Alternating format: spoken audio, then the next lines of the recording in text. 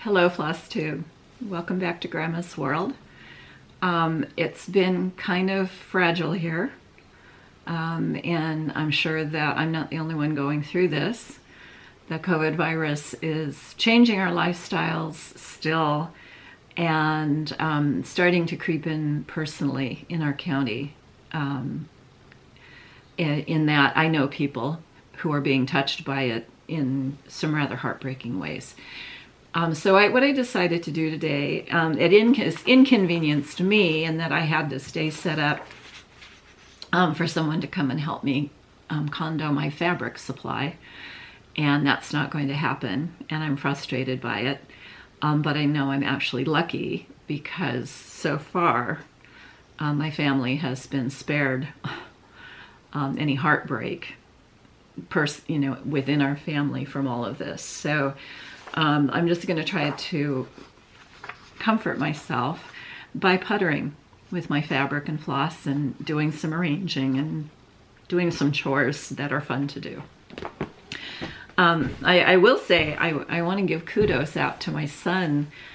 So my younger son, Garrett, has a YouTube channel, and he hit 50,000 subscribers over the weekend, which blows him away. This was something he had never really intended to have a YouTube channel. He just thought this would be fun to do one day, and got on there and was kind of an immediate hit a happy nerve with a lot of people. So it's called Garrett Miller Drums, and the playlist collection that he does is called Jazz Drummer Reacts. And it's a kind of a specified little niche. If you don't like heavy metal music and if you don't like modern language, you might not enjoy it. But if those things don't bother you, he's quite a personality. He's getting a nice following and a lot of support. So you might want to check that out, but that's not what I wanted to tell you about.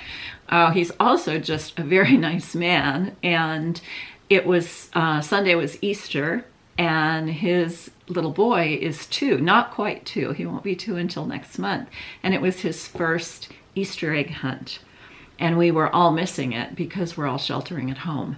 And so what he and his wife did was broadcast it live on Facebook. It was a Facebook Live event for all of us. And oh my gosh, did that get us through that day. We saved it and we just watched it over and over again. And so I really appreciate this man because it's lonesome here. I'm missing my kids and I'm missing my grandkids. And so it was just great to get to be a part of that. And he's so funny because he started figuring out they must have had 4 dozen plastic eggs all around their yard.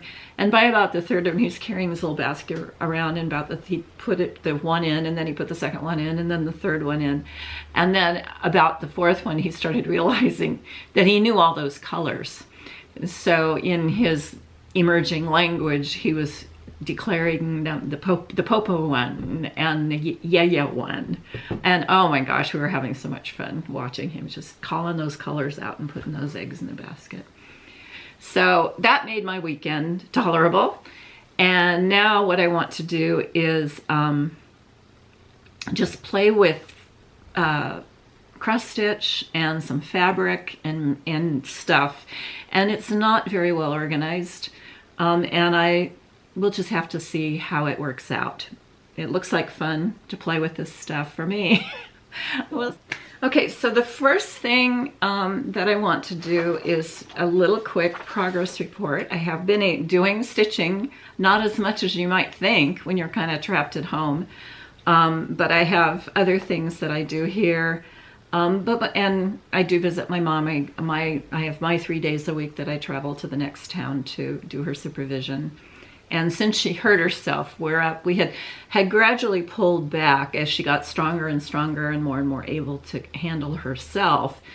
We all kind of pulled back from 12-hour a day. My sister's there all night. And so then my brother and I split up the other days, and we were doing 12-hour days, and then we're able to pull those back to 5 hours. And I could get a lot done in those other 7 hours. And now, because she's fallen again, she's not quite ready, I don't think, to go back to us only being there 5 hours. She needs help with some stuff. So we're back to 12-hour shifts. While we do that, I am still working on, now I went and got this piece. What did I do with it? Oh, here it is. I buried it already. Oops. It's out of the way. I'm still working on this sampler. It seems to be kind of morphing as I go. It is this Plum Street sampler pattern called Cape Cod Keeps again, and these are little like pin cushions. And I saw it, I had fallen in love with this fabric at Shepherd's Bush in Utah the last time I was there. And it's an 11 count. And when I kind of put the two things together, that I had this 11 count fabric to play with and this pattern, and I'm renovating my guest room into a mermaid ocean theme, I decided to try to do this, combine these two into a sampler. And as I've done that, I've ended up changing colors. I've ended up changing elements. For example, I'm doing the whale first. And I was using, in this picture, he looks gray, but Shepherd's Bush had changed out the colors here. So they had gone from this color, which was a pelican gray, but this is the color it was when I went to actually use it on the whale. So apparently at one time pelican gray was more blue gray, but now it's a brown green gray. And I got a few rows stitched into the whale and I didn't like it. And so I switched it over to onyx, which I think, oh well. I know that I need that color. It's onyx, and I think it's a Weeks Dye Works color. I need it for another project, and I probably already pulled it out because I'm done with the whale on this. So there he is. And then I had the wave. All right, so there's the whale. He says, remember me. And I had already done this wave up at the top, which I frogged out yesterday because I realized that it's not going to make sense. I'm putting this one with the mermaid above it, and it doesn't make sense to have a wave in between them. So I took the wave out. I'm going to continue the kelp. I also took out these flowers. I mean, I put them in and then I frogged them out because they just, to me, don't say ocean to me. I think that to me, they immediately said anemone, like the anemones that you would grow in your terra garden. But a sea anemone looks very different from this. So what I may do is finish the kelp forest up around the mermaid, just bring the kelp up like this, and then go in and use the pinks that are these colors. Go ahead and use them and do little sea urchins instead of anemones. An anemone in the ocean has tentacles like this. It doesn't look like a flower like that. And I want the urchins because the sea otters, sea urchins live in the kelp forest and the sea otters eat the urchins, and so they live in the kelp forest too. And this doesn't have any sea otters on it. And I don't even think we have sperm whales over on this part of the country, but you know, I'm willing to have some fun with fantasizing. Also, as I was working on this yesterday, I decided I don't like these fish. And a lot of it has to do with the colors that I'm using. So I think I'm going to frog them out and use this blue instead of that color that's called Lexington green. And it's also not very green, it's more gray. So I'm going to end up doing that. but it's progress, and it works well at her house as long as the sun's shining. When the sun goes away, it gets dark in the corner where I work, and I haven't found a good lamp, a good way to light it yet. But that's okay, because right now she's needing some. So that's my progress on that. And then at night, I have, you know, the nice thing about this whole situation we're all in worldwide is that it gives you an opportunity to look at how you've been living and say, maybe this could be a permanent change I'd like to make. And it's something I had started to do, but it's easier to do when you're stuck at home. But it has been so rewarding for me that I'm going to keep doing it. And that is that at about 7 o'clock at night, and keep in mind I live alone, so I don't have to bathe kids and do all that stuff. But at about 7 o'clock at night, I'm just calling my day done. I go in, I take a shower, I put on my jammies, and I go tuck myself in and do some cross stitch. Tuck myself in my sewing room and do some cross stitch. And I've been working on this one.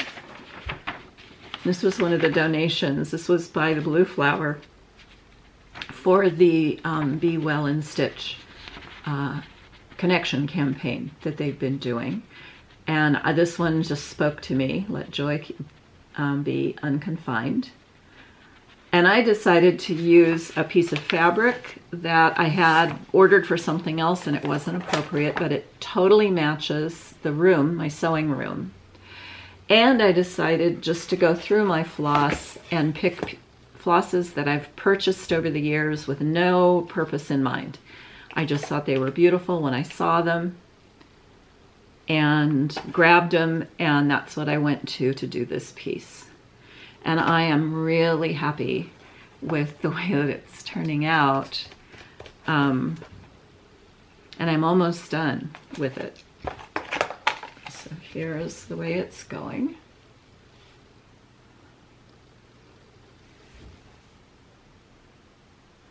And I'm not real sure what its end product is going to be. But I'm kind of thinking it needs to be framed and put up on the same wall with my Joy photograph that I bought from Eliza DeVries. So I'll keep working on that. A couple more nights I should have it done. It's not right. It's not perfect.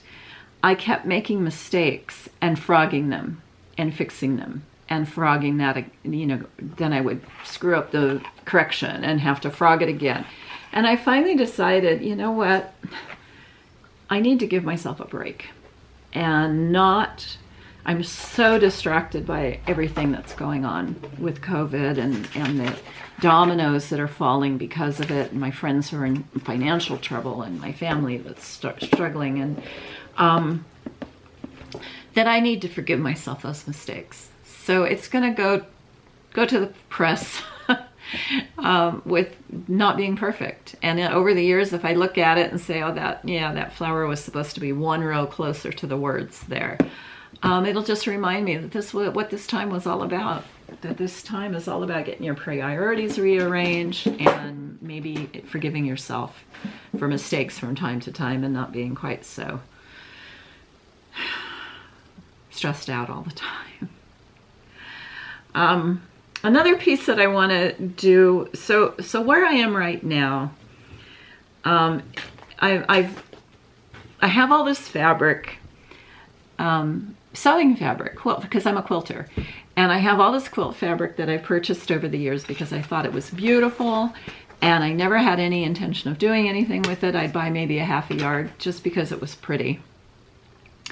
And now I've gotten into making project envelopes or project bags for these cross-stitch projects that I'm accumulating, mostly for MAYnia. And my goal is to have each of my MAYnia projects into a project bag that I made from stash fabric that I just loved. And so I've been working on that. This project is not a MAYnia project. This was, and I think I spoke in a previous post, that I found a stitching group that meets in my town at the Michaels store once a week. And I got to meet with them twice. before COVID hit. And so they're not meeting anymore. But I had decided that this was going to be my project for when I went to those stitching groups. And this is a pattern. I think the chart came out in a needlework magazine, I want to say 1996. And I started it then, and I actually did it twice. I had a little more than this done on it and decided I didn't like the fabric. So I just set it aside and started over again.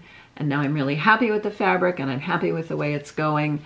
But I forgot about it. I tucked it away and would remember it from time to time and be in a place when I was still teaching where life was just too crazy to get it out and work on it anymore. So this is now my stitching group project. And I've been keeping it in, this was one of the first GaRon Tottenbags that I ordered. And I ordered a Christmas theme for this project. It is a little too big for the bag that I want to store it in and be able to just grab the bag and go off to a stitching group once a week. So what I did was go through my Christmas fabric and find this one that I just loved. Bought a half a yard for. And so I've made a project bag for it. I'm using a system. I tried a couple of project bags. This is like my fourth or fifth. But this is the one. It's fun. It's easy to do. It was posted, a little tutorial by Helen D. And I'm finding it really, they're just fast and easy to do. So I'm going to move this guy. Oops. Little e-ticket right there. I'm going to move him into this bag, and then it will fit into this bag, I think.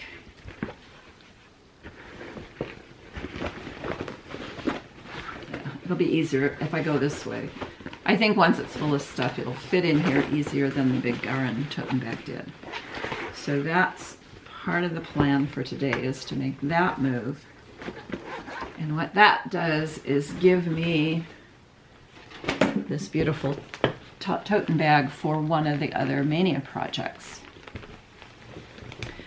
I've had a little bit of haul since my last post. I've ordered a lot of stuff, but of course everything's going pretty slowly. As far as deliveries, that's fine. They have more important things they're doing than feeding my stash. But I did get a couple of things ordered again from GaRon Tottenbags. This is a little, okay, there. Tried not to torture you.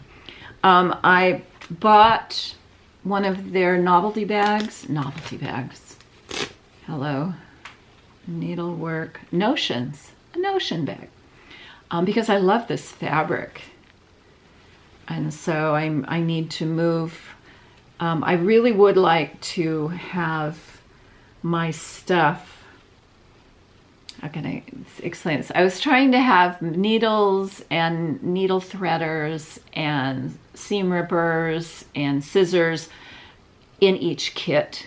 That's not going to work for me. It will be better for me to put a nice selection into the notions bag, and before I go somewhere, just try to remember to transfer that into the bag.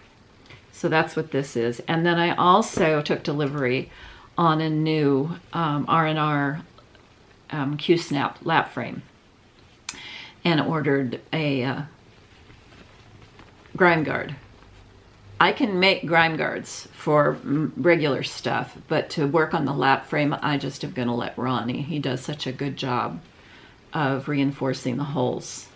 So I'm just going to buy them from him. And this one was pretty. I liked this one. All right, so those came pretty quickly, all things considered. And then I have some fabric. I found this. Do I know where I got it? Yeah, I bought it at Shepherd's Bush.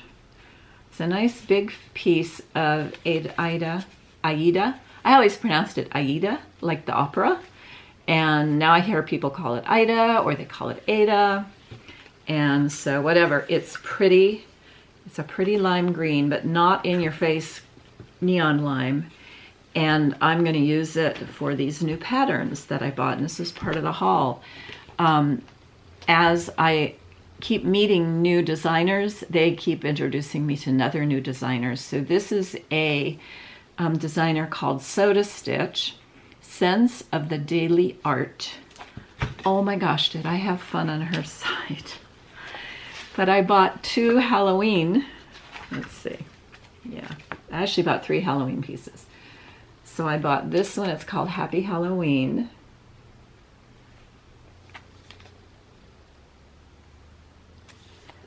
And then this one. And what's really cool about, I love downloads.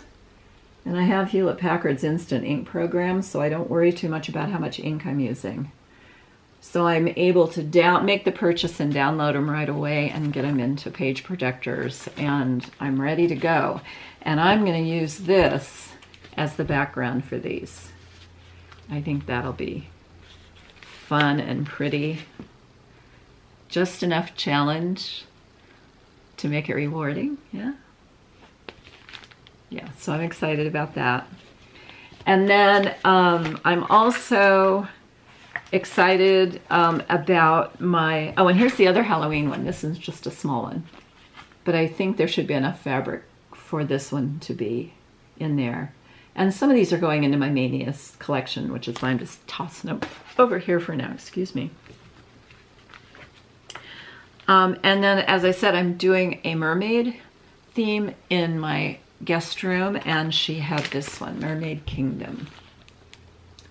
And I think that would be really cute in there as well.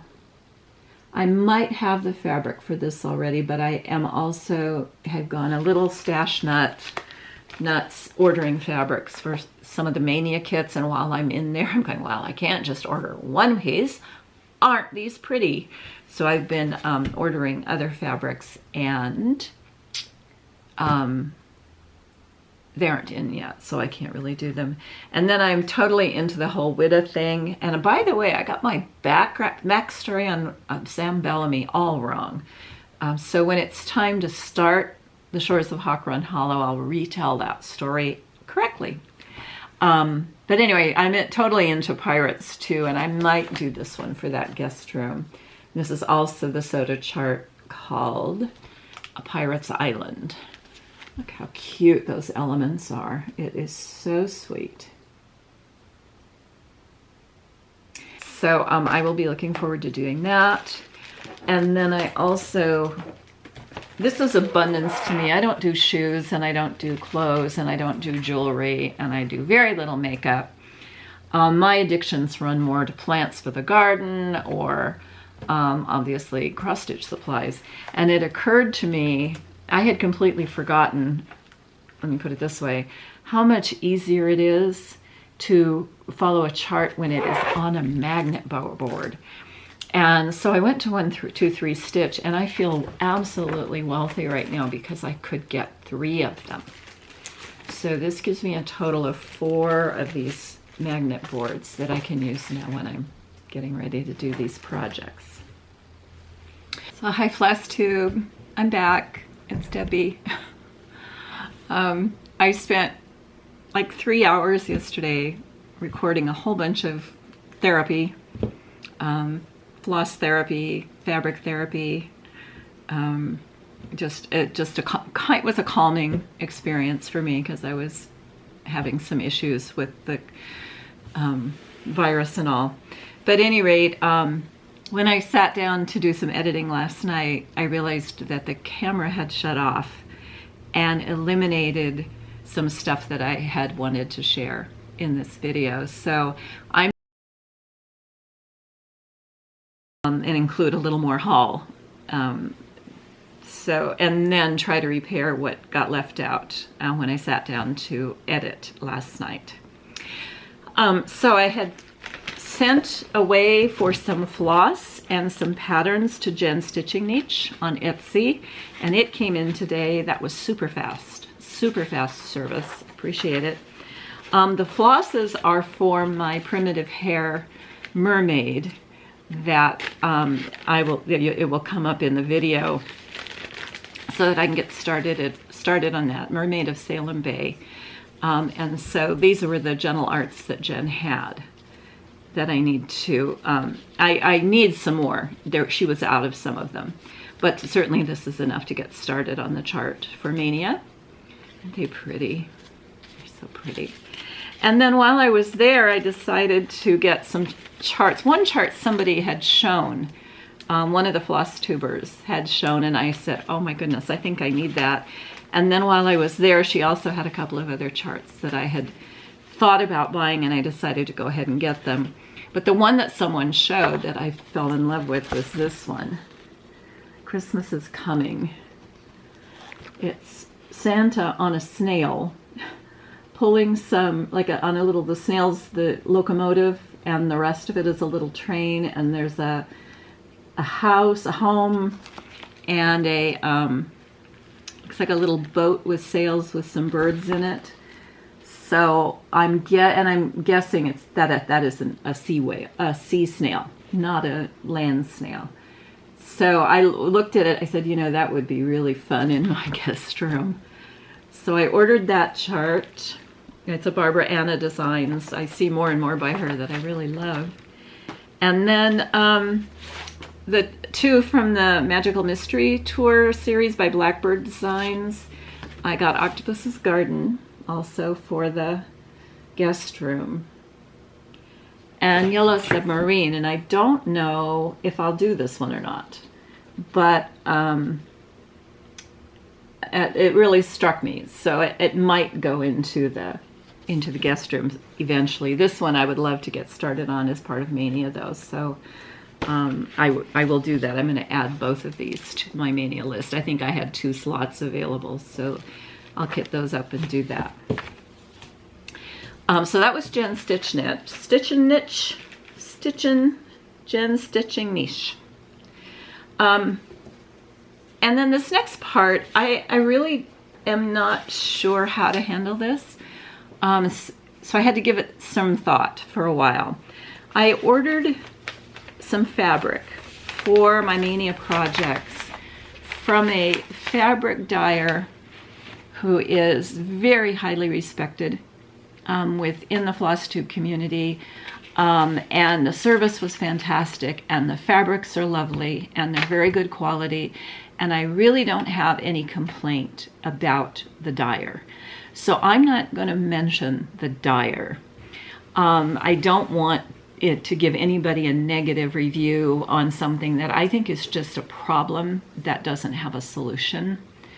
And what I want to do is heads up or join the call or whatever. I'm new to hand-dyed, to these dyed fabrics. I'm new to this whole process of buying fabrics.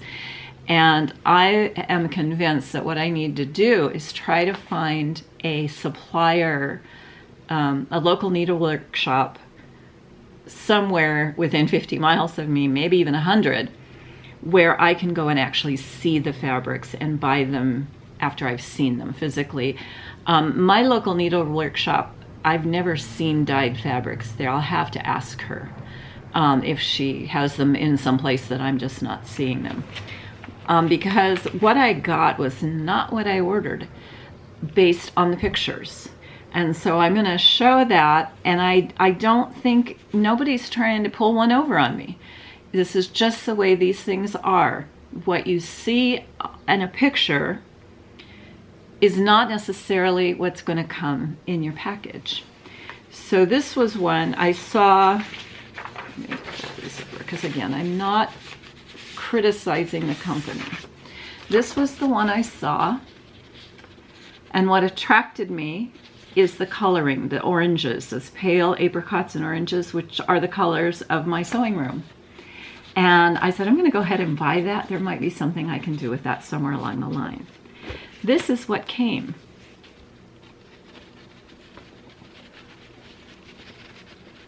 It's still a pretty fabric, but it's not even close. Not even close to this color. So that was a disappointment. And then another one I had ordered was this one. I have the little bird you're going to see in the video that I'm editing to post. I'm still looking for the proper background for the little bird. It's on a branch and it has a Christmas stocking. And this one, I don't even know if I can get it to focus. That's how subtle it is on this. It's very, very pale gray blue with little white dots. And the title refers to snow. And I said, yeah, that actually might work for that bird. I'm going to order that fabric and see if that will work, because the other two that I'm trying I'm not real excited about. This is what came.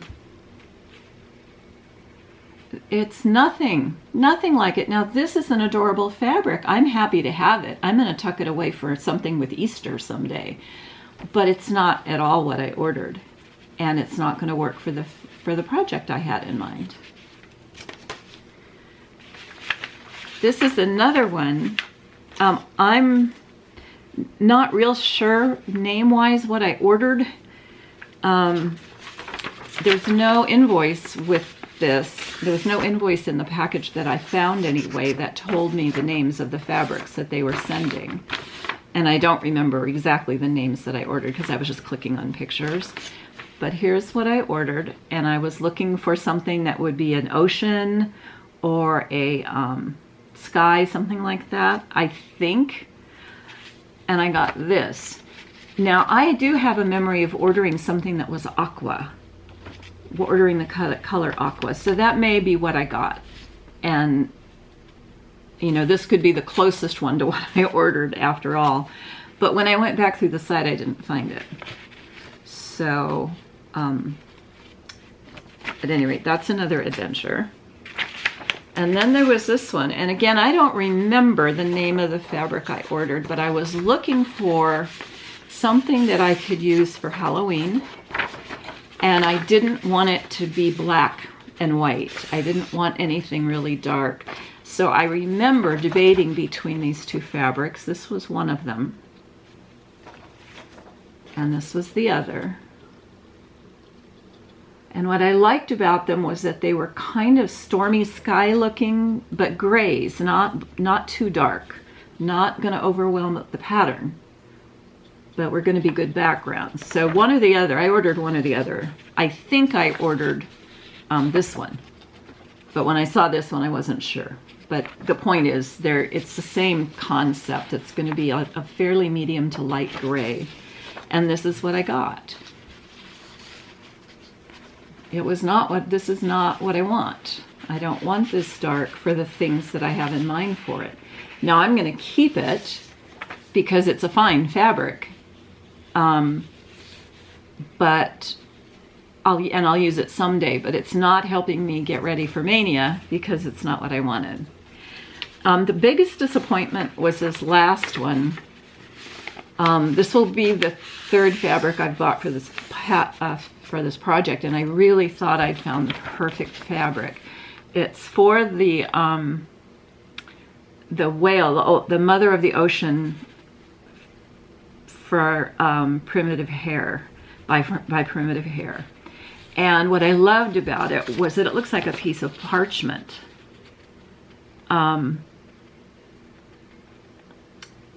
Not only the decor, but you know, parchment was an animal skin, and it tended to have this yellow hue to it, and so I thought this would be perfect. And what I got was this. There's no yellow hue in this at all. So I'm like back to ground zero with all of these. There was one fabric in there that I bought just to have it because I thought it would be pretty. And then the other ones, none of them are going to work for what I wanted them for. This one, I think what I'm thinking I might do is get some yellow or gold Rit dye and try to dye it and see if I can get it to take on some of that yellow tint that I'm looking for. So that might be salvageable. But my point is, you know, again, it's not to complain about hardworking fabric dyers. It's not a science, it's an art.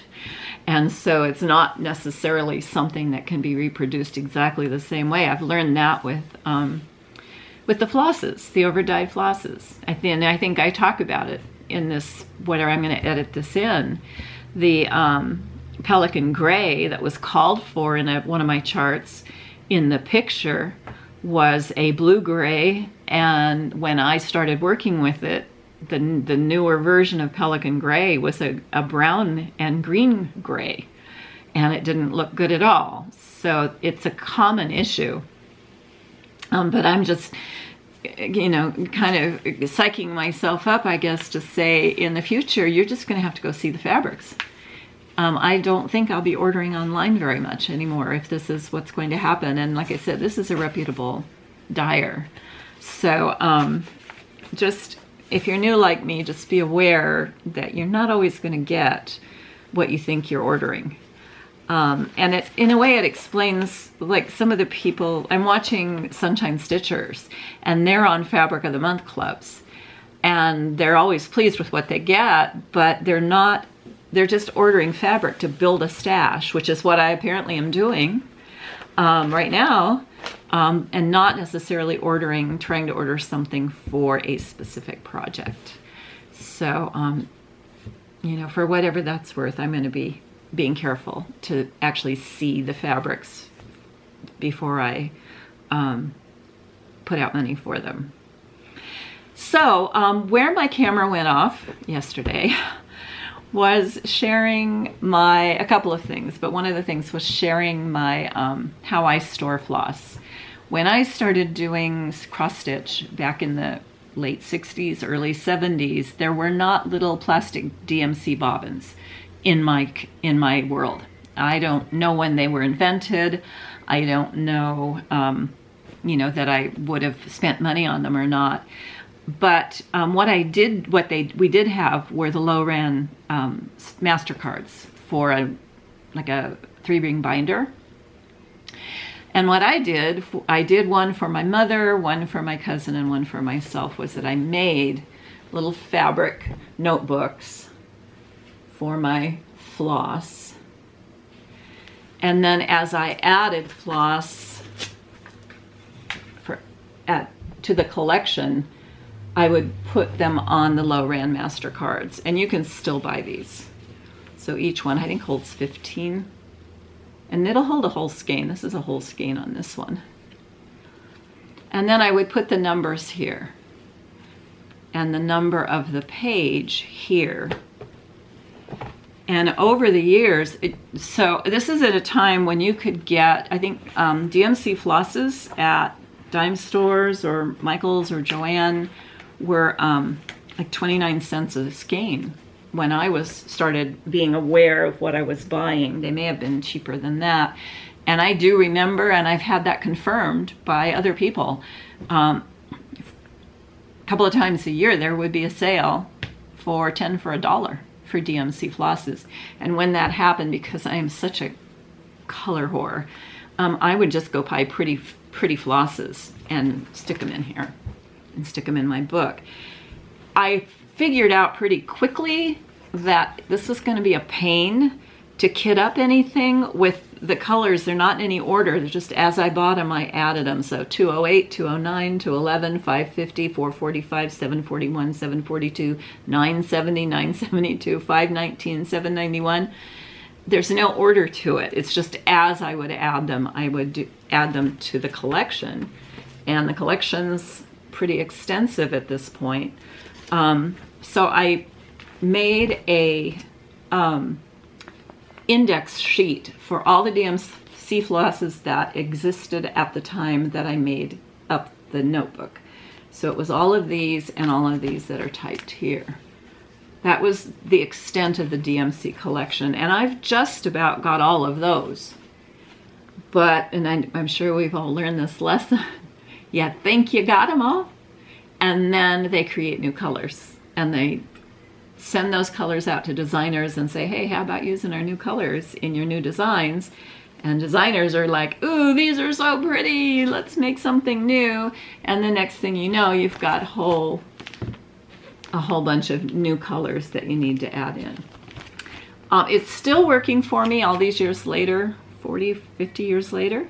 And I have no real desire to switch it out. I was given a big bag of bobbinated DMC one time I was so excited. It was just, there's just nothing, I don't know. I just love big collections of color like that. But when I went to use it, it was all kinked from having been around the bobbins for so long, and I didn't like working with it. So I bagged it back up and gave it back to the person, and she regifted it to somebody else. But yeah, that's how I do it. And one of the things that I have to do here before May is make some conversions on this chart.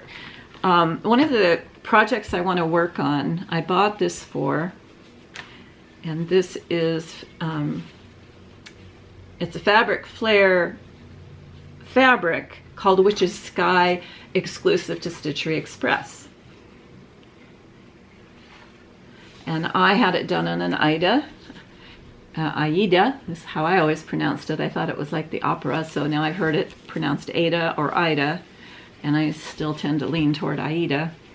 But any rate, I use it because I have a couple of disabilities that make it hard for me to use linens. Any rate, what I wanted was a row of trick-or-treaters. I wanted this moon in the sky and a row of trick-or-treaters on their way across the bottom of it. And I went looking for a pattern and found this one by Thea Duick. I have a half dozen of her booklets and patterns, and I've never done any of them because I'm too lazy to figure out all the specialty stitches that she uses. But her basic cross stitch, I think I can use for this. Now this thing is less than 2 inches, excuse me, it's less than 3 inches wide. But she's doing, I believe, if I'm reading the directions correctly, she's doing 1 strand over 1 thread, which would make it really tiny, make all the figures tiny. I want them to be bigger.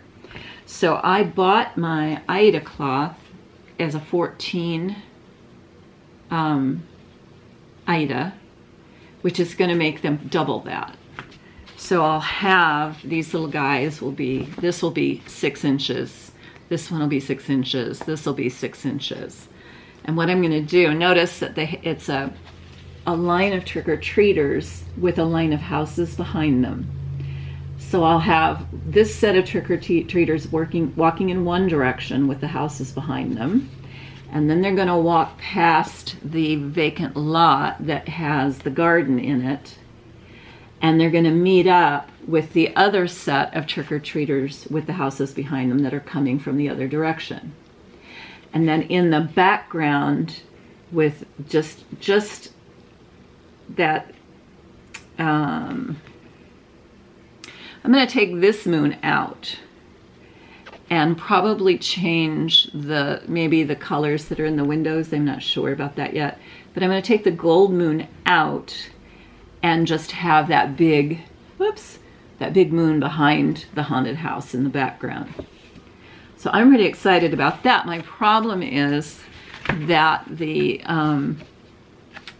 she's used a lot of flosses that I don't have. I might have access to them eventually through my LNS, but we're still locked down, and I could probably get them to sell them to me now. I just don't want to put them in that position. But she's using pearl cotton, Gloriana silk, Kreinik Mori, and needlepoint ink threads just for one little section. And that it follows all the way through until she gets to the Mill Hill seed beads. So I just want to use DMC floss. I don't want to go out and buy all of these specialty threads. I just want to see what's in my stash. So I need to get this together with this and pull together a kit of converted flosses. So that's on my chores list from today. I think that's where I got cut off yesterday, was somewhere right before I started talking about the way I store flosses, and completely left out the Thea Duick piece, maybe added a little bit of that. And then I went into, I think I'd already done the haul, and I think at that point that I went into MAYnia with May 1st, and that seems to be on it. It was a little bit of a hunt that got bigger and ended up, excuse me, with the hiccups, got bigger, and then I had to go. I was looking for this. All right, so I've got projects in this bag, and I thought maybe I had taken it to my mom's, maybe it was still in the car, so I went out to the car to look for it and noticed my roses were blowing. So yesterday, I've been watching them come on for, you know, since winter. They're getting there, and this one in particular, this one, yeah, it's an old bush, and I managed to prune it nicely this year, and it must have had 50 buds on it when I got home from my mom's yesterday. Now yesterday it had been raining on and off for about 4 days, and it was still overcast, still patchy clouds, still little raindrops here and there. And so when I got home, these buds were all, you know, like this one, just almost ready to open when I got home at 6 o'clock last night. So it's about noon now, and I went out to look in the car, and I looked over. Well, the Santa Ana winds have moved in, and they bring heat with them, and my roses just blew. So most of the roses that were on that bush are not even fit to cut right now. They are beyond their prime. I have tortoises, and rose petals are like dessert first for them. So I'll go out this evening. Like I said, I'm hoping that when the ocean breeze comes in, it will kind of mitigate the wind a little bit. But as it was, I would take a little bit of time to get some shears and go out and cut some flowers for the house. So these are the roses that I got. Most of them are one called About Face. This is called About Face. It's a fairly new purchase for me. It's called Tuscan Sun. Like I said, I'm totally nuts for orange roses. And then this one is called Over the Moon, and it makes a bloom about this big. It's as big as a cauliflower and has a nice scent to it. It's a daughter of a rose called Just Joey, which is my favorite ever rose. But again, it had like 6 buds on it, and now it has 6. I don't even know if I can get rose petals off of them for the tortoises. I think it just says they blew and popped off. So I brought the bud in hopes that maybe it will bloom for me, but yeah, it smells pretty good. It's a light, it's not a heavy fragrance like Just Joey, but it's light. The heavy fragrance is this one. This is Barbara Streisand, and my son found it. We have a local nursery called Otto and Sons. It's not in our town, it's in the nearby town of Fillmore. And Otto and Sons has, or had, they're not doing it this year, a festival, rose festival they call Rose Days. 3 days, and you get to go out into the fields, and they have hundreds of thousands of bushes of roses there. They're it's a wholesale nursery. And they let you go into the fields and pick your roses. They're really good prices, and they run 3 days of seminars on all different kinds of things. It's just a wonderful event. The retail nursery is not down where the fields are. It's up by the house, and it's adorable. And they have roses available there as well as other, vegetables. They do a tomato mania every year, and it's just beautiful. It's just a wonderful, fabulous nursery, and they are so knowledgeable. They know everything. At any rate, so I took my son just to have that experience when he was kind of into gardening. And he was wandering around, and I'm wandering around. We split up, and we went different directions.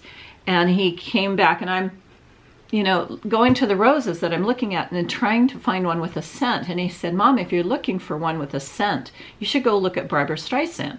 So I went over, and this is the bud, and then it comes out as this kind of mauvey pink. This fragrance is to die for. It is absolutely the most gorgeous fragrance. Now, this is not a color I would have chosen for my yard. And I've had to kind of redo the whole design of one of my beds to honor this rose. but I have it growing right to the gate as you come into my courtyard to my front door. And there's a company on Etsy, and I'm not going to be able to remember their name, not even close, but I'll make sure I look them up and put them in the description, that makes metal signs. And they made this really lovely metal sign that says, "Stop and smell the roses." So I have this one growing in front of the courtyard fence right at the gate, and I put that sign right above it. So to remind me, if not everybody else who comes in, I don't get a lot of foot traffic at my house, but just as they're coming in, just to stop and give this a smell. So that was my adventure outside. I couldn't get in back in right away. So we'll put those there. Nice. This is about face again. It's that pink on the corally pink, almost orange on the outside, and yellow on the inside. But you can't see it because it's still butted up. So yes, adventures in gardening. That's a whole different playlist. Oh, all right, so this is my Stitchmania list. It's going to change today. That's why I wanted to make sure that I had my pencil. Get this out of the way. Now watch, I won't be able to find that box and I'll freak out because it's just been that kind of an experience. Okay, so the reason that I really wanted this is that my first project is in here for MAYnia. And I'm going to leave it this way. It is but it's not kitted yet. I still have to do that. And I have to track down some more floss if stores ever open. I had bought 5 of her 12. It's Brooks Books Publishing, and it's a series that she did called The Bride's Tree. And there are 12 of them, and you're supposed to do one each month so that the bride has 12 ornaments for her tree. I bought 5 of them because I just couldn't resist them. So I have this one, I have this one, that one, with the rabbit, and this one. And I think I've already talked about these in a different post. This one, these I'm not doing for MAYnia, so I'm just going to slip those in here. But I'm doing, this one reminds me of a May basket. And so I'm doing this May 1st. You're supposed to leave a May basket on someone's doorstep, which I've never done, but I love the idea. And so I want to start this one on May 1st. And I do have my list of colors, and I need to get into my filing system and build a project card for this and track down the colors that I don't have. But you don't have to have all the colors to start something. You just have to have one of them. And I so love the colors on these, but she doesn't use, she has the DMC conversions, but I think she's used these Belle Soie silks. And so I keep wrestling with, you know, do I want to make sure it looks like hers? So I'm going to wait till I pull all the colors and see if I like the combination of colors. And if I do, then I'll just use the DMCs for that. So that is going in, and I'm going to be using this fiddler cloth for that.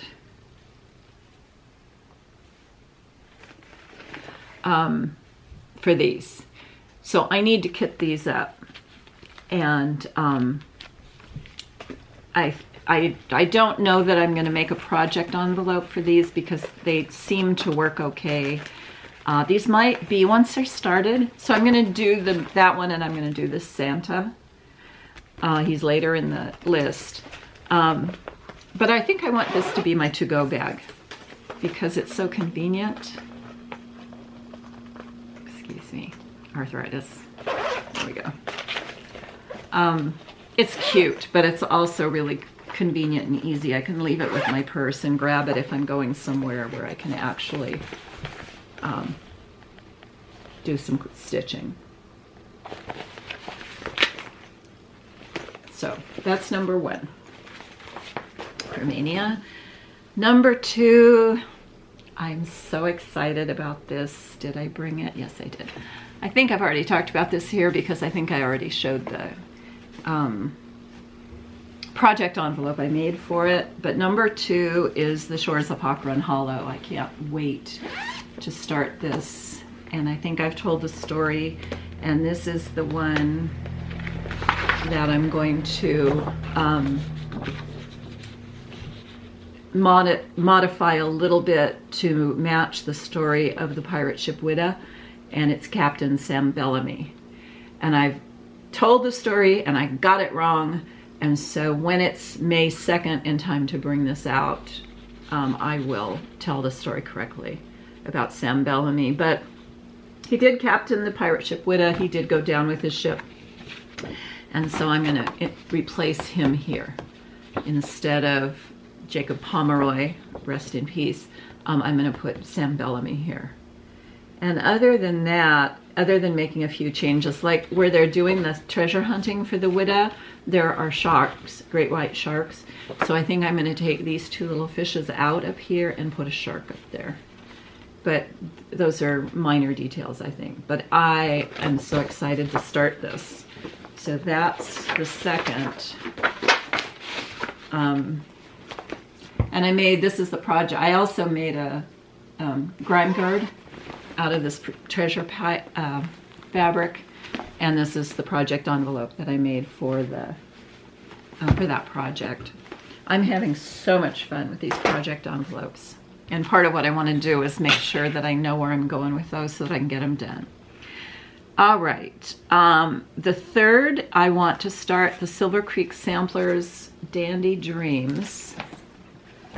And see, this is why I'm doing this, because I don't know that I have them all here. Well, and that's why we're doing this. I thought that I had that chart already pulled. I know that I took it in by the computer to put it on the list, and now I can't find it in with my MAYnia stuff. So that's why we're doing this. I want to make sure that I have everything I need, and if I have to replace it with something else, I will. So let's just circle that so we can look for that. May the 4th. Yes, I have a Star Wars kit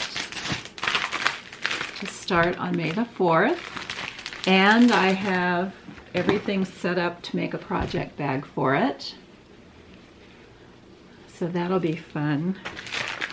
Just had a, I don't know if it was an argument or a Facebook conversation with a very valued friend who is quite a bit younger than I am, like 20 years younger, at least, claiming that Star Wars was actually called A New Hope right from the beginning, and I'm going, no, it was not.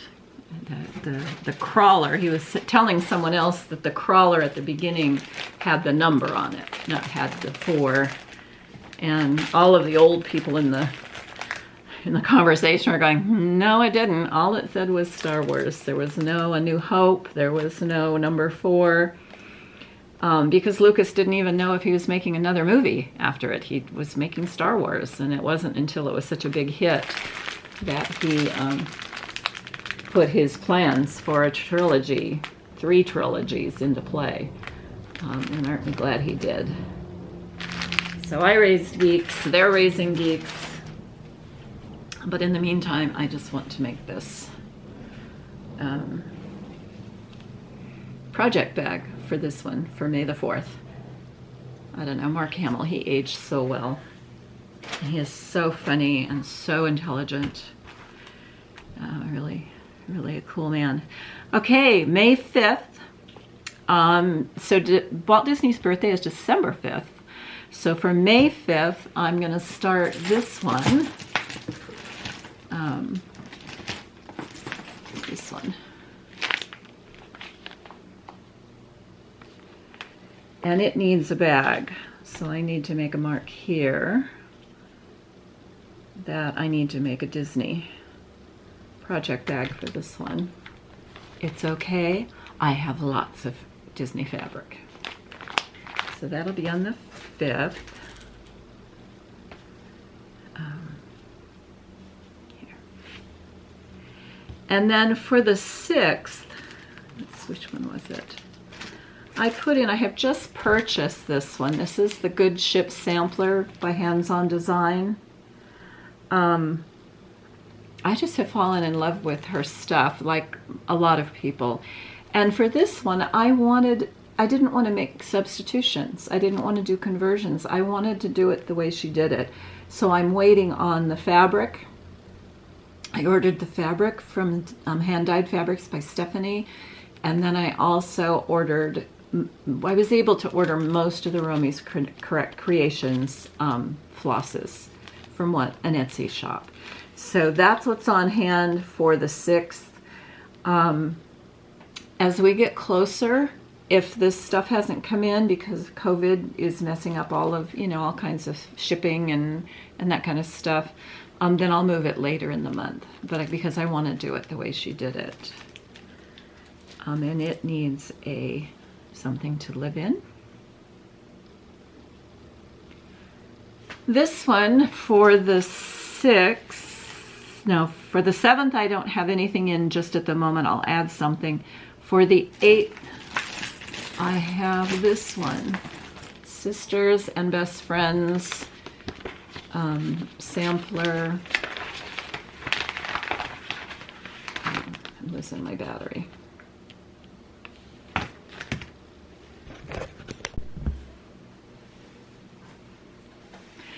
There, battery changed. When my late husband and I bought a condominium as a second home investment in a ski resort called Eden in Utah, which the big town that it's near is, in fact, it's in the Ogden Valley, so the big town that it's near is Ogden, which is the home for Shepherd's Bush.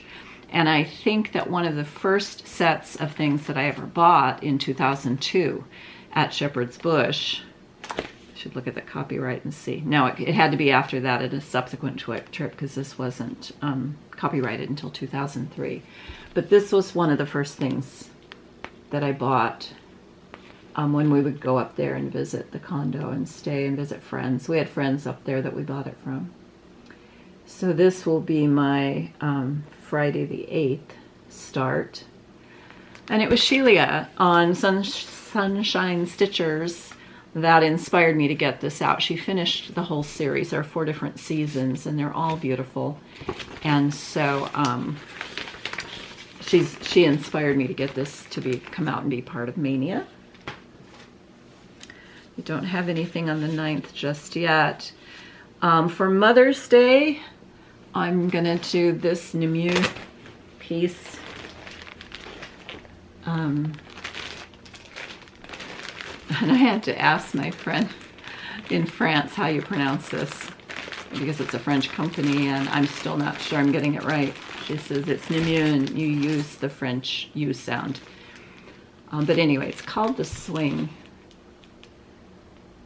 And so, because it's a baby fairy, I thought that it would make a good Mother's Day start. And when I originally bought it, I bought this piece of linen to do it on.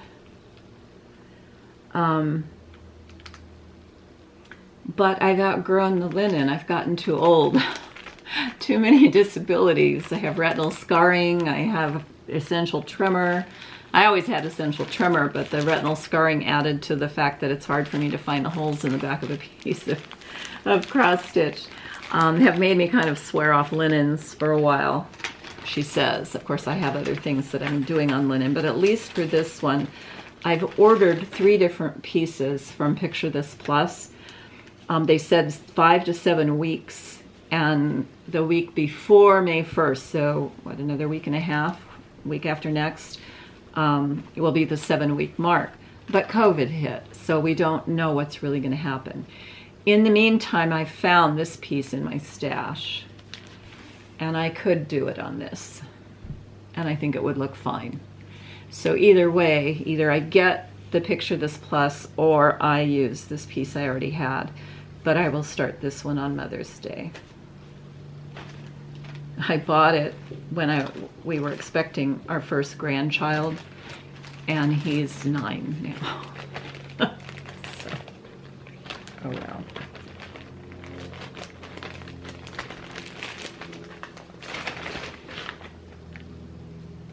Yeah, February 26th is when I ordered the fabric. So March, April 26th would be 2 months. I don't know. COVID has changed all of our expectations, and honestly, if this is the worst that it gets for me, I will be very lucky. This is a GaRon Tottenbag for March, and since this is kind of, it's fairies, it reminds me of kind of Celtic stuff, I'm putting it in my shamrock bag. So that has been fun.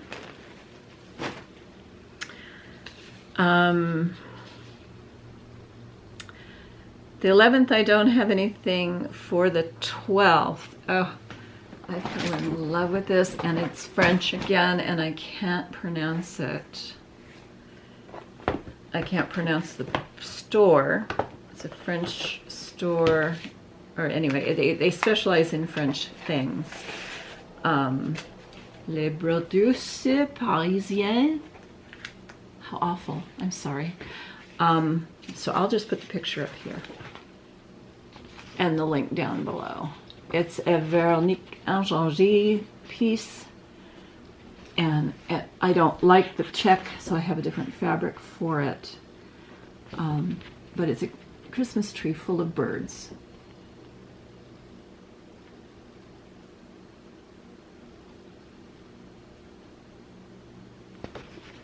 I think it looks like it's going to be a lot of fun because each little bird is like a motif that you can do and say, yay, finish that one. And it's, I can't show you the chart, but it's all, I have all my working copies enlarged and kitted, and I am not missing any flosses. So I'm ready to go. And I'm just using, I love Fiddler.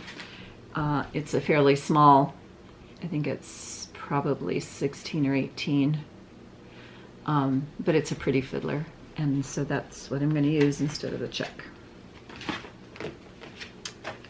And I get to start that one on the 12th of May, less than a month away. On the 14th, I've left a space again on the 13th. I have the stuff to fill it with. Don't worry, it won't be empty long. But this is another one of Kathy Haberman. I want to call her Hodenkamp for some reason.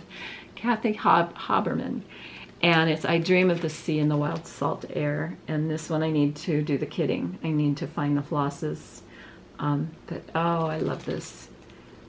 And I don't know which part of my house it's going to go in when it's finished, but it will get started on the 14th, and then it'll move to the top of the list for continued stitching through the year because I just love it.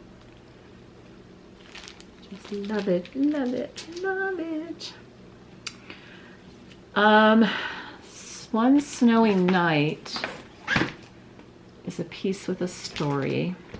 What did I do with it?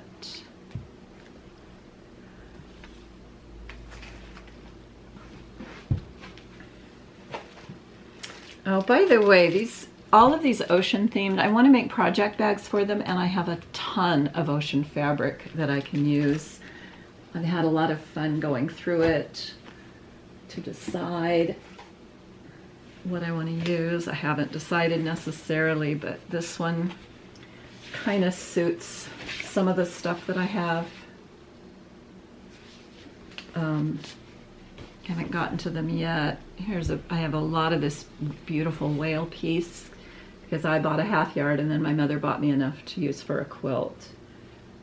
And I didn't have a quilt plan, but it was kind of her. And then I have some fun ocean stuff. And then I have mermaid stuff. This is a cute line. Was this the Coral Queen of the Sea? It might have been. Coral Queen of the Sea. And I like it, but I don't see myself ever making a quilt out of it, but I think it would make a darling project bag for some of the mermaid things that I have in mind, like the one I showed during the haul. I'd like to work that into MAYnia, the mermaid, what's it called? Is it still sitting here? Yeah, Soda Stitch, Mermaid Kingdom, Mermaid Kingdom 1. Uh-oh. But this would make a neat project bag for that, so that's probably what I'll do with it. Just because I have so much, too much to work with. I haven't set a date for that yet. So anyway, a lot of this stuff, both of the two Haberman pieces, I'll find things to make project envelopes with for those. One Snowy Night I haven't found yet. Let's see if it's in here. Might be hanging out with, well, I know it isn't because here it is. Right. One Snowy Night was from Cross Stitcher magazine, December 2006. And this is what the picture looked like. I was not interested in the buildings in the back. I just wanted the bird on the branch with its Christmas stocking. I thought it was so adorable.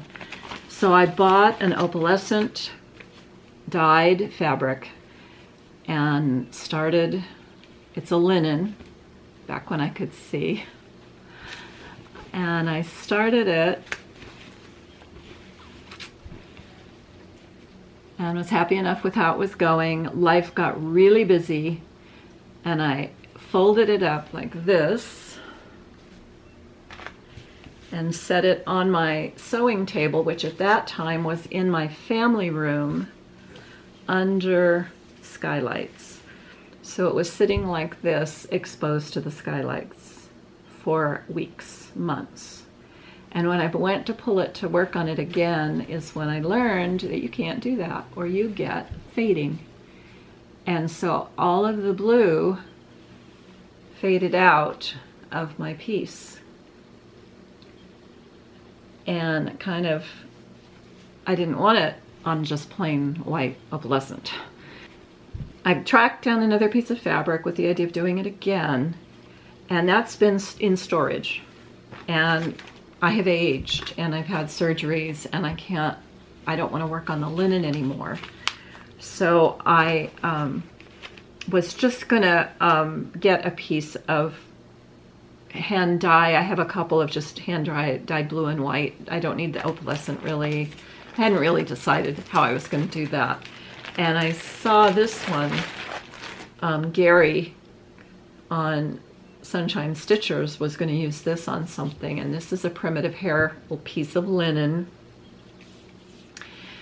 and I'm considering doing the bird on this. I haven't quite decided yet because I really don't want to do the linen for this one. I have linen that I bought from Isabella for something else, and I really think that's going to be between doing Firefly Fairies. I'm still working on that on linen, and then I have this other piece that I want to do. Absolutely has to happen for one of the primitive hair pieces that I bought that's going into my list. So I would really rather not use it, and I'm not sure stylistically that it's appropriate for this. But one way or another, One Snowy Night is going to get started on the 15th. I haven't put anything in for the 16th yet. The 17th, I'm doing this one. It's called, it's a Stony Creek, and I'm just continuing it. It's more a restart, and I don't have the magazine out right now to share it, but it's there. It was from a book they did called Friends of Nature. I'll show it to you in a minute because I'm using something else from it. And that's as far as I got when I started it. So it's definitely a restart. I'm doing it on a 14 count fiddler. It's a it's butterflies, 3 butterflies. It uses Kreinik, and it's just really is beautiful. So that'll be on the 17th. I don't have anything in on the 18th yet. The 19th, did I put it in here? So this is the GaRon Tottenbag April bag, and Ronnie did a whole Easter Bunny theme on this. So I decided to use it for this one, which I got off of Readly. This is called Spring Hair.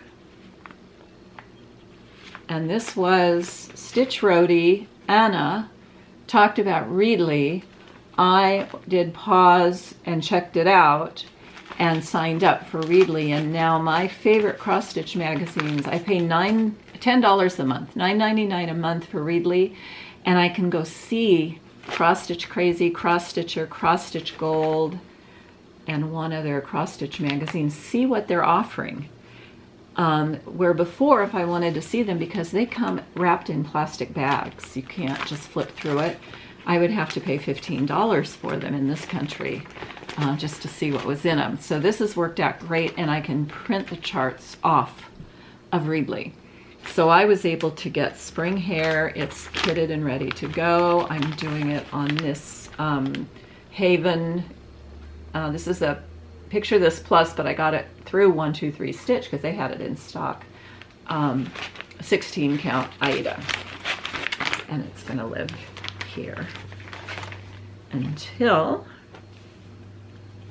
the 19th.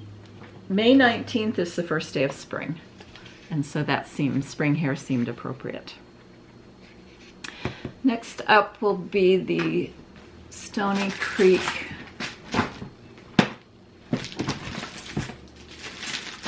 I put that in a bag. Stony Creek Friends of Nature Insect Sampler. It's not that one. Oh, it's in this one. I wanted to see what one of these vinyl fronted bags would be, so I bought this one. And this is the book. I still have some colors to pick up for the sampler. This is the butterfly chart that I'm doing, that I already showed. The one I got like one strand done when I bought it years ago. And then this is the insect sampler here. And that's the one I want to start on the 20th. And it is all kitted, except for fabric. Yeah, this one is done on white, and I have a roll of Aida white 14 that I'm going to use for this. I just have to get it out and unroll it and pack it in here. But that's going to be so much fun. I'm a bug nut. I raise butterflies, that's what's in here. I have 9 monarch chrysalises in here. I've already released 1 butterfly. I have another dozen caterpillars in various stages on my pass through. And I had 2 praying mantis egg cases, native California, I've got the name written down somewhere, that I've been releasing. They all hatched out in the same little takeout containers from my favorite restaurant. They hatched out this spring. They're down to about 1 a day hatching out, and I've been not releasing them where the butterflies go. I release them in my side yard and in my backyard, which are, the monarchs do go there, and they may lay eggs there, but I don't try to collect them from there. That's the 20th. We don't have anything for the 21st. On the 22nd, May 22nd is 1 month from my birthday. My birthday's June 22nd. And I want to start this piece that was in Cross Stitch Crazy back. I actually bought the magazine because of it. Here. It's a narwhal, and it says, "Be so awesome, people think you're a myth." I loved it, fell in love with it. It is also done on white, and I think I'm gonna do it on white. But I actually have fabric in here. Yeah, so this is a white, looks like a 14. Might be a 16, but I think it's a 14. So it'll be easy for me to do, and here are most of the colors. And it uses some of the Etoile from DMC and some of the light expressions, and I still have to pick up a few. But I definitely have enough to get it started. And I need to pick out right now it's in this, I live near a Daiso, close enough to a Daiso store that I can shop there, but these I think I bought when I was in Tokyo and went to the Daiso there. And I can keep it in this, or I can make a pattern project holder for it. Just find some piece of fabric that I love. On the 23rd, I'm going to start Couchman Creations Humpbacks. And I think I put it in this. Yes. So this is one of the project envelopes that I made. I love this fabric so much. This fabric. But I could never see myself making anything of it. It's way too much to do a quilt for anywhere in my house. And so I just bought it because I loved it. And then found out that it also had a stripe. I bought more of the stripe. I could actually do it for something. So what I did was put this fabric on the back and then found out how to make a pocket and use the stripe to make the pocket for the front. It's fine. I won't go to the trouble to do this again, but I just really, and I have other stripe and I didn't do this with, but anyway, I was really happy. I'm having so much fun with these project envelopes using up this fabric. That's so wonderful. This is the Humpbacks, the Couchman's Humpbacks, the Couchman Creations. It was copyrighted in 1995, although I know I bought it way more recently than that. And it was, it's an Australian designer. So I have, I believe, yes, I have everything I need. I think it's kitted. Yeah. So these are the colors for that and the fabric. You can have needle minders. Orca needle minders for this one. No, those are humpbacks. Those are humpbacks. 16 count Haven Aida fabric from Picture This Plus, but I bought a second piece of it when I saw it, when it came in for the other one for the spring hair. I loved it, and I said, I bought a bigger piece to do the humpbacks on because I thought it was so perfect for them. So this will be another one that once I started, what did I say, May 20? No, the 23rd, it goes up to the top, toward the top of the list for frequent stitching. Brooks Books Giving Santa is back again in this one. This will be on the 25th to celebrate a few months left till Christmas. And wouldn't it be cool if I could actually finish it? Have a full finish on this Santa in time for Christmas. This guy. And I think when I bought him, I did him as part of a haul thing in a previous post, FlossTube post. And he matches the kind of, I have a collection of Santas that are all this pinky red. And what I love about him is he also has the Cape Cod things on it that I love so much. He has a little Cape Cod birdhouse and the fish. To me, he looks very New England anyway. So I'm really excited, going to be excited to do him on the 25th of May to get him started. And then he's probably going to move up the list.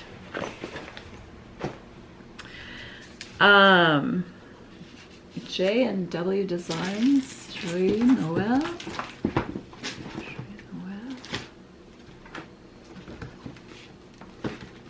Oh yes, that's this one. What did I do with it? So I went to my local needlework shop to get the colors. I spent a couple of hours with her getting the colors for Shores of Hawk Run Hollow. And while I was there, she was doing finish work on this one. And I fell in love with it. So I have the red fabric. And it's just, of course, this is all finish work on it. But this is the chart itself.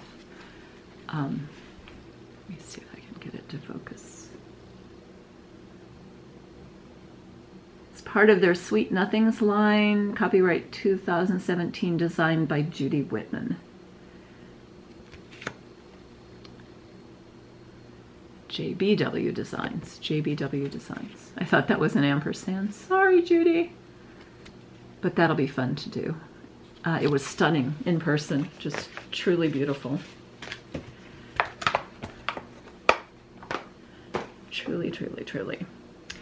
Madame Chantilly, The Bear and the Tree. I know.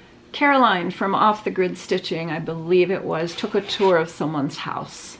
And they had a pillow of this design.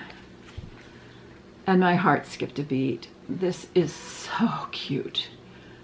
And so me. So I want to do this on the 27th. I have the floss, and I ordered a piece of fabric that I thought was going to work for another piece. It's not going to, but it is going to work for this one. So part of what I need to do as part of this organization is go find it. And then I will make another Christmas bag. I have lots of Christmas fabric. I'm thinking maybe this fabric here that I love. I love, love it. For her, for that piece. So I just need to make it. Lizzie, on the 30th, I want to do Nevermore by Lizzie Kate. That's this one, and I've had this for several years. I bought it at Shepherd's Bush. It's one of the snippets. Is it focusing for you? There.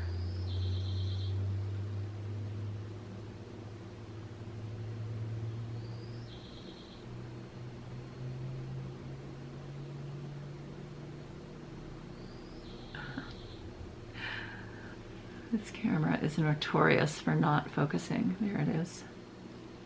It has a facial recognition and it tries to find your face. And you have to turn it off and it still doesn't work. So there's Nevermore. And I have this orange for that. I think will be fun. And I have a lot of this kind, lots. I actually probably have more Halloween fabric than I do Christmas. And that doesn't mean anything to you because you haven't seen it. I do. So I may make a project envelope out of that and then use the same fabric in the finishing on that piece.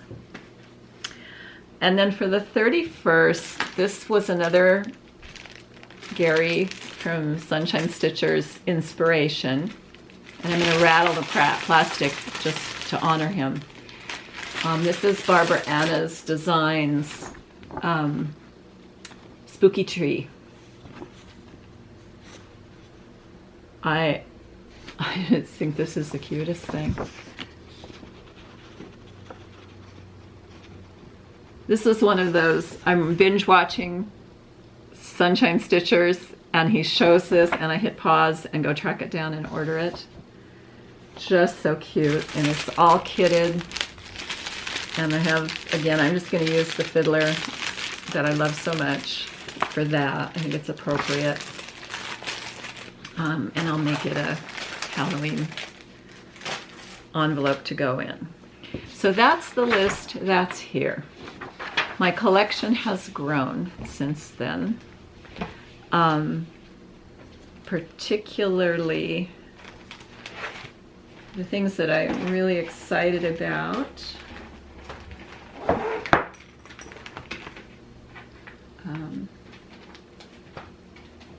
What am I missing?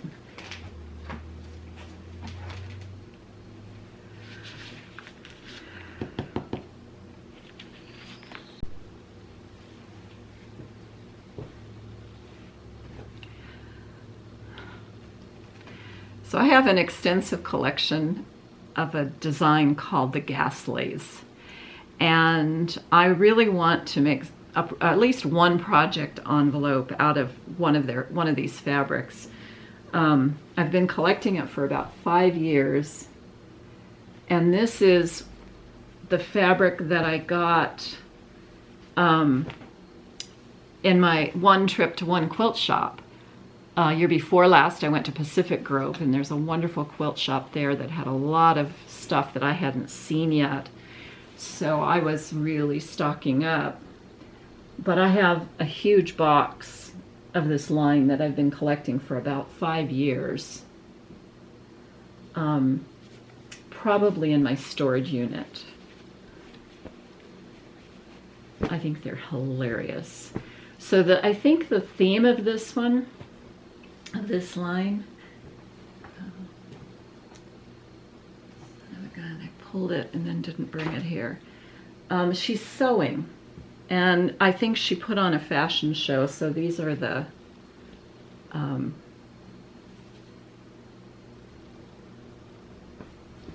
these are the people modeling, the women modeling her creations in the fashion show, I think is what this is.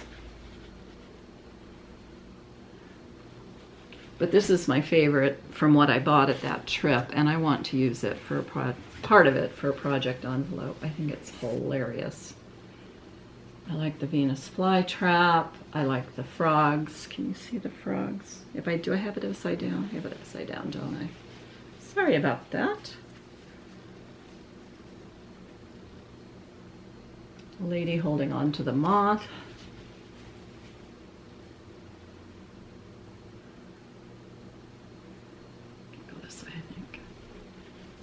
So this one, I might have to cut them out and piece them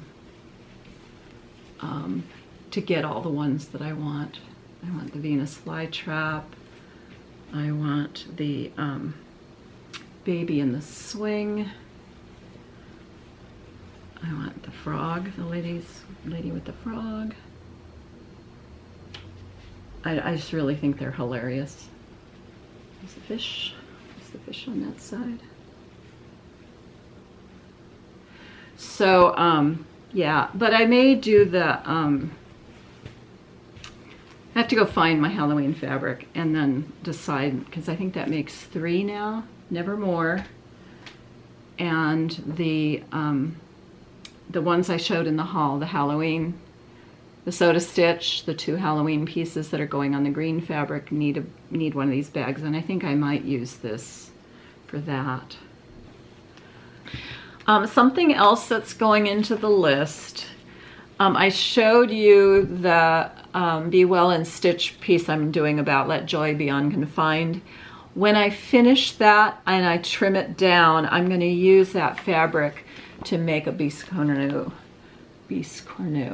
I need a pincushion for my sewing room, and I was looking at her website for something else and ran across all these different biscornu charts that she's designed, and I love this one. I bought several charts from her, but this is the one that I want to put in here to start, because I think I will have finished the other piece by May 1st.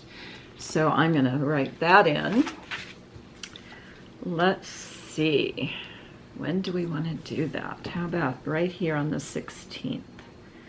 Butterfly. Cornu. And I have to kit that up, of course. I have to find the flosses. But I honestly, I think I can just use the flosses I'm using on that Let Joy Be Unconfined along with that fabric, and I'll be really happy with that. Right. And then the ones that I'm really excited about that have to go in here are the ones that I got from the Primitive Hair. Starting, oh, not this one. Where is it? Oh, I started to show you when the camera turned off. Let me find it. Honest to goodness, I could not find that thing. I was holding it up and sharing it with you, and the camera turned off, but I didn't notice the camera had turned off. It was the record button went away. And by the time I noticed it, I said, well, I need to go back and retape that piece. And so I put it down to turn the camera on and see where I was and where I needed to pick up. And I don't know where I put it. I don't know where I put the pattern. So fortunately, it was a download. I'm telling you, I've been 20 minutes looking for this thing. And I never moved from here to move it. So that's weird. It'll show up usually once I've reprinted it, or I've went out and I go out and buy something. That's when I find the one I had lost, and that'll happen with this one, I'm sure. But good grief. I mean, I refilled my tea. I ate chocolate. It still didn't show up. So I reprinted it. It's a Bella Abbiati. The Mermaid of Salem Bay is one of several of her pieces, Isabella Abbiati, that I just practically started drooling when I saw them. Excuse me, I'm gonna drown myself. This is the one that I couldn't find again after I moved it. Mermaid of Salem Bay. Not only am I redecorating my guest room in a mermaid ocean theme, but I love the East Coast and I have been to Salem Bay. And so this one was something I really wanted to do. She did it on, I'm so sorry, that liquid went down the wrong way. I was just going to do it on a dyed Ida, but the more I looked at it and realized how much I loved it, the more I realized that part of the charm of this, part of the genius of this pattern is this pirate ship down here.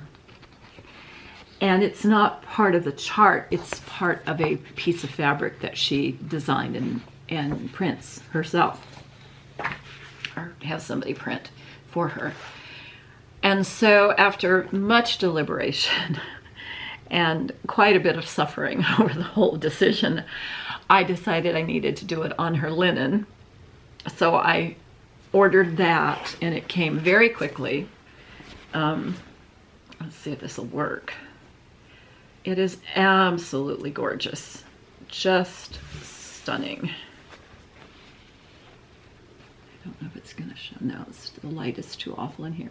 But there's the ship. And then there is a map.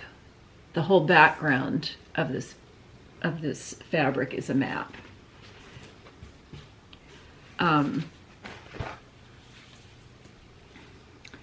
So I will be doing linen again. I have a magnifier. I have a light. I have courage. I can do this. I know I can do this. And it'll be worth it because it will be on this gorgeous piece of fabric. This fabric I could actually, you know, if I didn't care about the mermaid, I could just frame it, iron it and frame it because it really is beautiful. So that needs to go in here. And I think I want it to be up here closer to the top. So I'm going to put it on May 9th.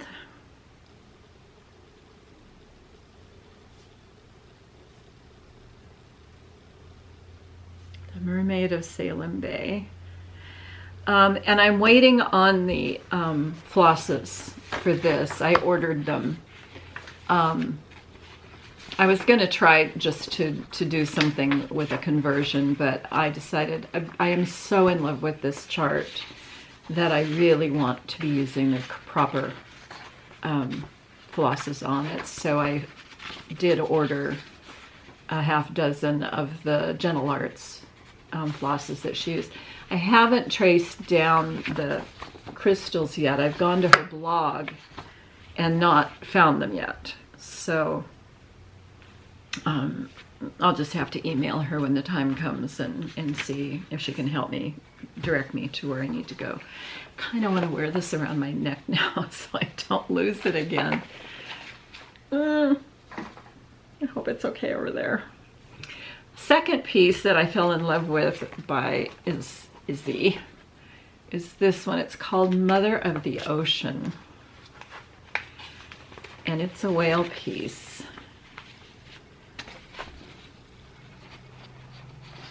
That's stunning. I think it's just beautiful. It has the constellation map for Neptune. And what was this one? I can't read it from here. And I only printed it off in black and white, so you can't really see how she's used the colors, but I also have ordered the proper flosses for this. And this is the piece of fabric that I bought for it. I had another piece. I said I had a piece of fabric that I bought for something else that I'm not going to use for it, but it will work for that other thing. That's this piece of fabric. I was going to put this on this, but I found through, again, Sunshine Stitchers recommended, I think it's the fabrics by Stephanie. I think it was there. She did one, it was called, I don't know, something, I can't remember. It looked, so this one is done on a fabric that looks like parchment. And the one I ordered was like it was like antique library or ancient library, marble, something like that. And it looked like, to me, looked like parchment. And so I'll be doing this one on that fabric instead of the one I just held up. And I'm going to have to wait for that to come in. But I can go ahead and put it later in the month and hope that I'm giving it enough time. Let's do it on the 24th. Mother of the Ocean.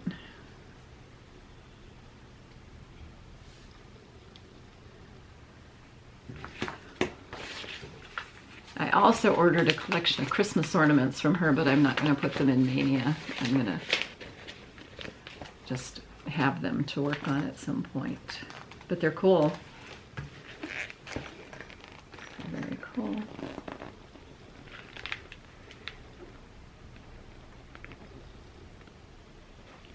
When I was on the East Coast this past fall, we went to Maine. My friend and I went to Maine for lobster. We got there the day after the pounds closed in November. So we said, okay, we're not going to make that mistake again because we didn't really get good lobster. But there's in Ogunquit, Maine, in Perkins Cove, there is a Christmas shop. Christmas antiques, but mostly Christmas ornaments and holiday decorations. The owner's name is Rusty. He's just delightful. And while we were just shopping around for some of the other things, I had bought a mermaid doll from him the previous year. But as we were wandering around shopping, he goes, "So, are you into cute?" I said, "Yeah, I really am." And so he was showing me these adorable mermaid Christmas ornaments. Oh my gosh, they are so cute. And I ended up buying one of each. You know, good call, Rusty. They were really adorable. So I have the mermaids. I'm going to put a Christmas tree in my guest room, is what this is all boiling down to. And I could do those ornaments to put on that Christmas tree with those mermaids. All right, did I capture everything that I have collected? I don't think I put these in. I think I showed them, but I don't think I added them. So I'm going to put down here toward the end the Soda Halloween Party.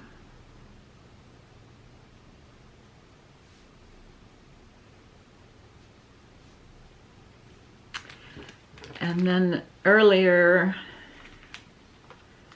maybe on the 13th, I'll put the Halloween. Oh, let's do the Mermaid Kingdom, because I don't think I put that up there. We'll put that on the 18th. That's my sister's birthday. I'm not going to be here on the 15th. We're going to try to do something. It's my sister's 60th birthday. It has to be a big deal. We're still on, I think we're still going to be on lockdown in May. Even if we were released to have a party for her, it's not going to be far enough out of the peak on this virus to feel safe inviting people over. So I think what we're going to try to do is do something just for the little group that's there with my mom. My sister lives there. She'll get home from work. I'll be there already taking care of my mom. My mom will be there. Her son may or may not be there, but he lives there too. And we're in contact with each other all the time anyway, and then we stay isolated together when we're in contact. So I think we're probably, you know, before she gets home from work, I'll probably go out and get her favorite pizza, and we'll have some presents and some berries for dessert or something. And then give her a big blast party later in the summer when it's actually possible to do that. But for now, I think on the 18th, I'll go ahead and put this in as a start. I'll take it with me to work on when I'm there with my mom. Mermaid Kingdom, that's this one by Soda.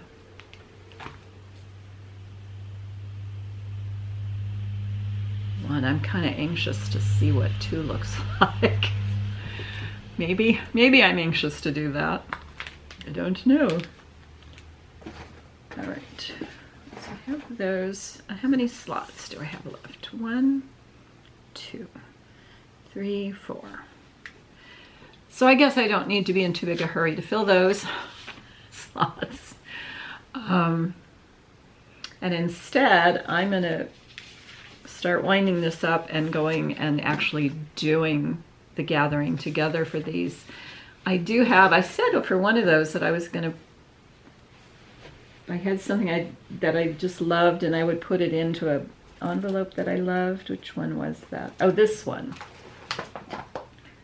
The whale. Be so awesome, they think you're a myth. I think I'm going to put it in this bag. And this was another one where I had 2 different pieces of fabric that I loved, and I had to kind of cut them up and made an oversized bag of it.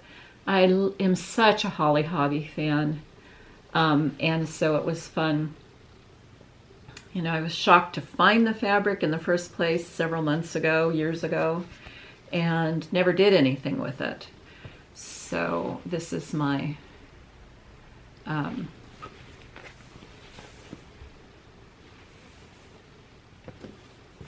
my Holly Hobby, and it will be for that thing that I loved, that I said I was going to put it into something I loved. There we go. And it's ready to work on. I do have, now that I'm thinking about it, kind of loose in here. What am I thinking of? I do have some other things that need to go on this chart. And I do really want to do, and I may have even ordered fabric for this. And this is the hat. This is from Cross Stitcher, October 2019. So that's fairly recent, and it's a Halloween sampler.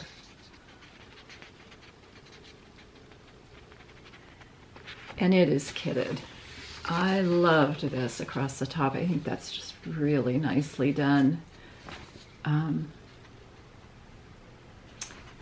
I like the row of cats. It looks like it'll be fun to do, and it doesn't seem to need a very fancy fabric. So I probably have something simple in there, and I need some numbers for that. I need some flosses to track them down. These are the ones I had. So yeah, isn't that crazy? I have all that DMC floss, all of this DMC floss, and I'm still missing all these colors. And right now, nowhere to go to get it. As soon as they unlock us, my governor in California, and he's working, all the Western states governors are working together to come up with a safe plan to unlock our states, because they want to do it with minimum loss of life. I'm not in any hurry to do it. And so, good. I just watched my son, I think I may have said this at the beginning of this, I have a grandson who's not quite 2, and he had his first Easter egg hunt yesterday, or on Sunday. Today's Tuesday. On Sunday, and my son did a live stream on Facebook of it so that all the grandparents could be there, and the aunts and uncles and great grandparents. This is one of my mother's great grandchildren, and the only one who lives close enough for her to interact with. And oh, it just saved us. It was just such a sad day to be locked up on Easter Sunday. I had a ham in my freezer that I managed to bring out. And our favorite restaurant was still open doing takeout. And so I ran down. They make a great au gratin potato and a great salad. So I bought a salad and the potatoes, and we had rolls from there as well, and then the ham. And we made a nice meal out of it.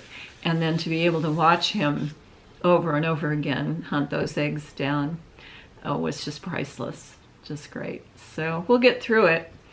And I really try not to get too frustrated, because I know the seriousness of this. All you have to do is look at the numbers and know that, one of my colleagues just posted this morning, she's quarantined herself from her family and her husband because she was visiting her 96-year-old mother in her mother's assisted living facility at the moment that they brought in the results of her mother had a cough.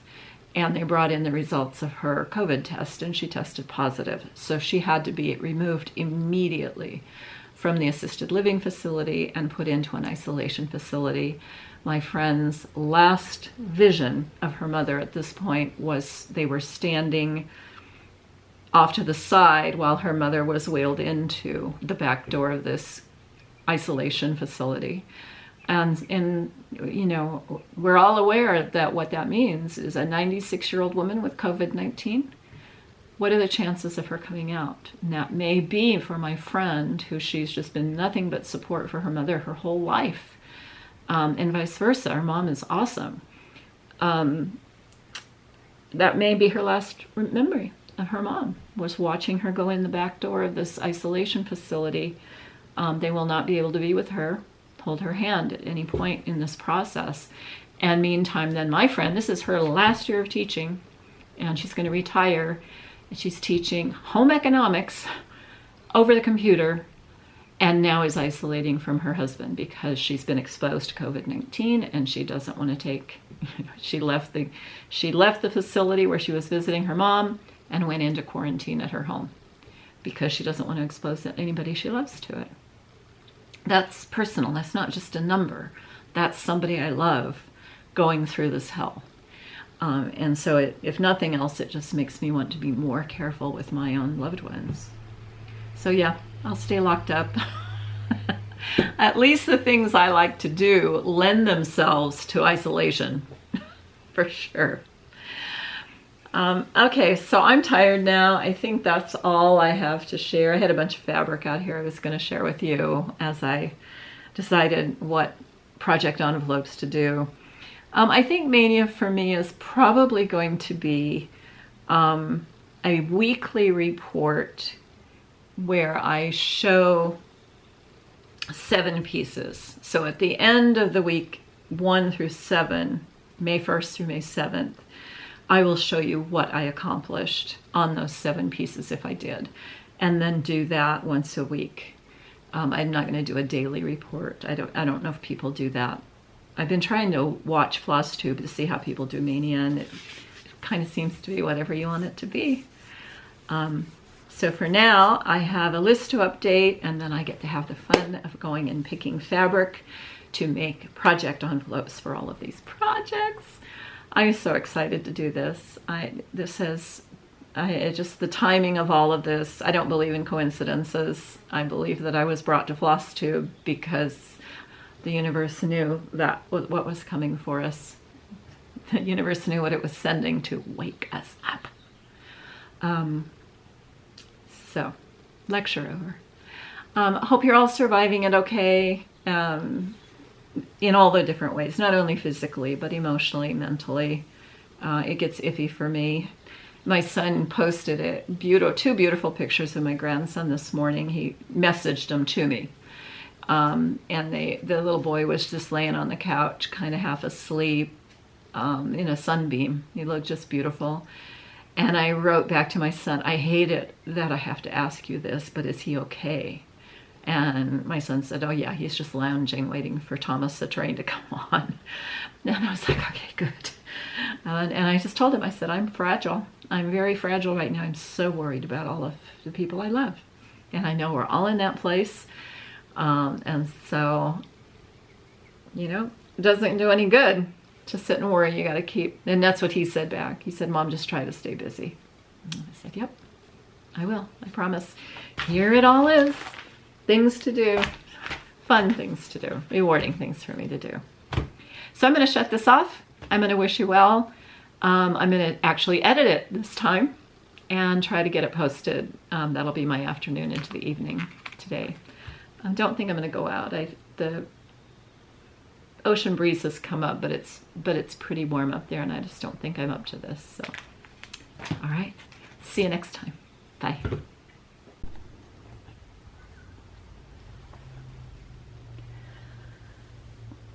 Hi, this is Debbie back again. As I was editing this video, I was invited by my friend Karen in the UK. She is Karen's USA Adventures and does some of the best Disney World travel YouTube vlogs on YouTube today. And she also does a side business called Primark Pickups by Karen's USA Adventures, and I am a happy customer of her Primark Pickups. As I was editing this video, in one of her comments, I made a comment on her most recent video for Karen's USA Adventures and about editing a video, and she said I should post a link to it on her site so that everybody could read it. And we are all really bored of COVID, I know. So I'm going to go ahead and do that, but I wanted to thank Karen for the invitation and also just to tack on something Disney so that it kind of fit our mutual love for all things Disney. So the thing I'm going to post is a piece I did this morning of my Aurora collection from Sleeping Beauty.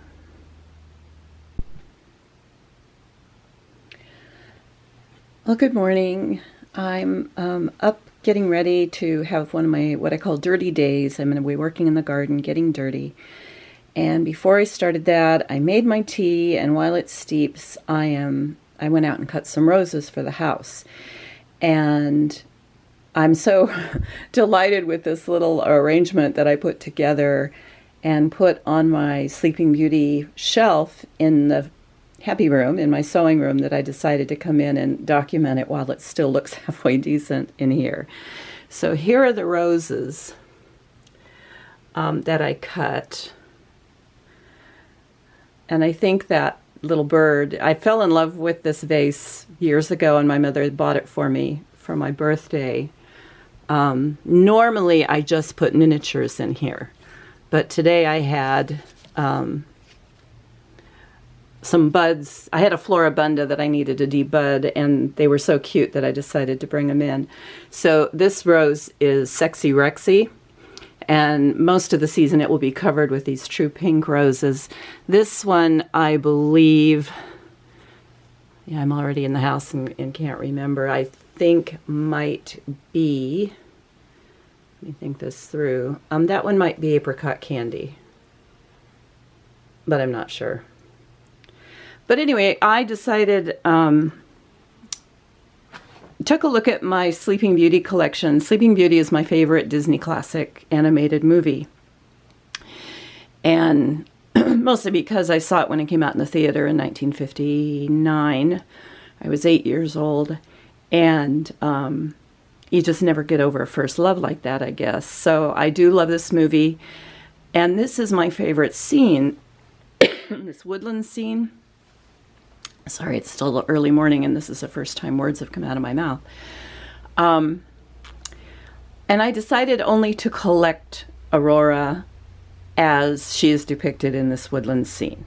So this is the plush, the Disney plush of her as a child, the animator's version in her peasant dress. These are from the play set. It was right after the first Maleficent movie came out, and I'm so sorry I didn't buy it before that, because in the play set before the movie Maleficent looked really mean in the play set, and then they changed her face and she looks a little more indulgent now. So, but it didn't change Samson and the dancers, and they're just final. I bought this last year. It was the 60th anniversary of Sleeping Beauty, and it's a pin set, a limited edition pin set.